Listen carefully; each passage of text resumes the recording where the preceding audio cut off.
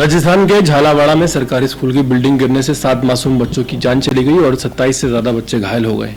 ये कोई अचानक हुई दुर्घटना नहीं बल्कि एक ऐसा हादसा था जिसे रोका जा सकता था। हादसे से पहले शिक्षा विभाग ने स्कूल बिल्डिंग की जर्जर हालत को लेकर जिला प्रशासन को चेतावनी दी थी।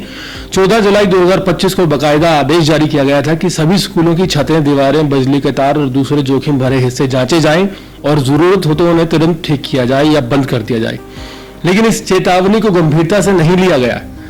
फाइलें चली मगर जमीन पर कुछ नहीं हुआ। नतीजा ये हुआ कि स्कूल की छत बच्चों के ऊपर गिर पड़ी और 7 जिंदगियां हमेशा के लिए खत्म हो गई।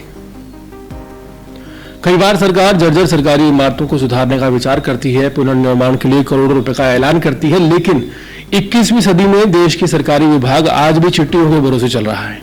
सरकारी अधिकारी जानबूझकर सुस्ती दिखाते हैं, काम करने से ज्यादा काम को लटकाते हैं। इसी वजह से हमारे देश में आए दिन कई बड़े हादसे हो जाते हैं।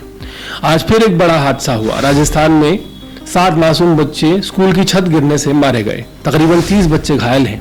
हर बार की तरह अफसोस जताया गया, बयान दिया गया, जांच के आदेश हुए, लेकिन असली सवाल यही है कि क्या कुछ बदलेगा? सच्चाई यह है कि सरकार तो बदलती रहती है मगर सरकार के मुलाजिम नहीं बदलते, बल्कि यूं कहें कि उनके काम करने का तरीका बिल्कुल नहीं बदलता।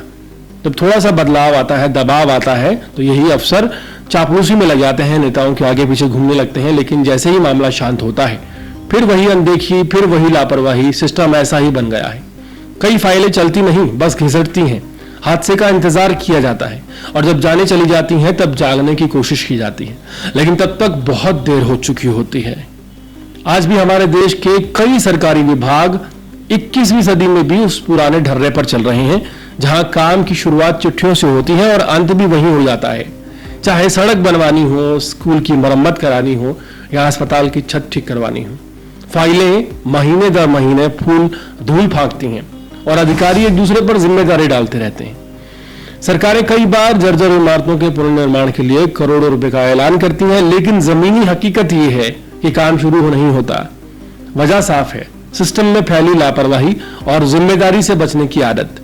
अधिकारी जानते हैं कि अगर कोई हादसा हुआ तो 2-4 सस्पेंशन और एक जांच कमेटी से मामला शांत हो जाएगा।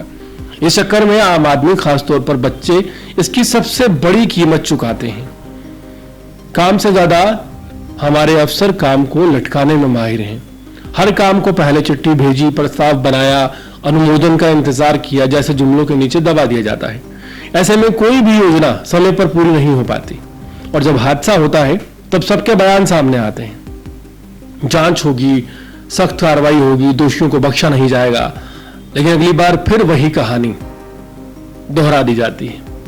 अब वक्त आ गया है कि सिर्फ चिट्ठी और फाइलों की राजनीति नहीं रहे, बल्कि जमीनी स्तर पर बदलाव दिखे।